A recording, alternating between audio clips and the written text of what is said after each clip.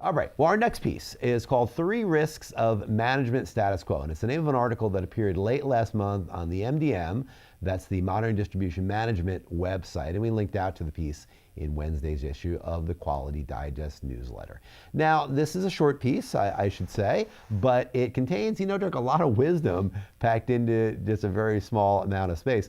The key takeaway is that those things that help a business during its startup phase can actually hurt it as it seeks to rapidly expand. Owners or even top managers within these small businesses that want to turn into medium-sized ones, I think would be well advised to consider the differences in running operations at different points in their growth cycle. I mean, it's not the same. I mean, especially if you are an owner and you're the one that with the idea that you brought into business, well, the things that it takes to do that aren't necessarily the things that it takes to grow a business from the startup phase. And that's really what this article is all about. That's right. I mean, now take decision making. That's really the first point that we're talking about in this piece. When companies are just starting out, a handful of people, again, sometimes it's one person, sometimes it's that owner, that sole proprietor, can essentially, that person make all the critical decisions.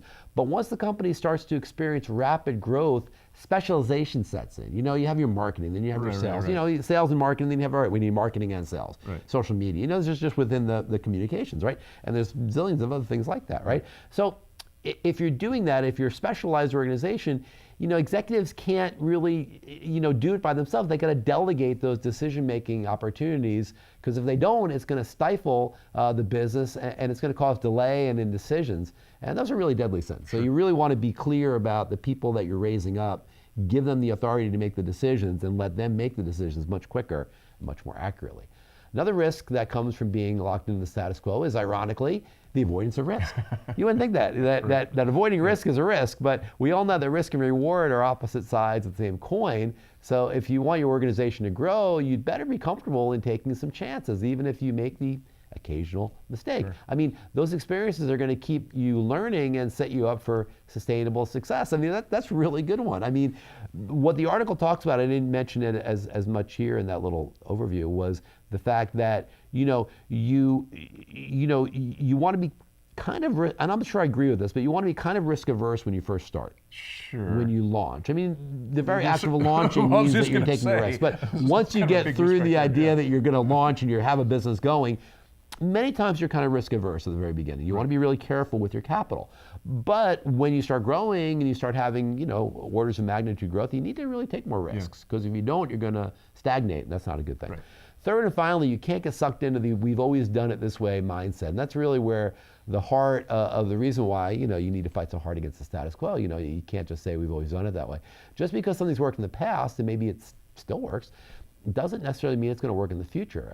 A company's only really as good as its ideas, which are generated by, of course, employees trying new and different things.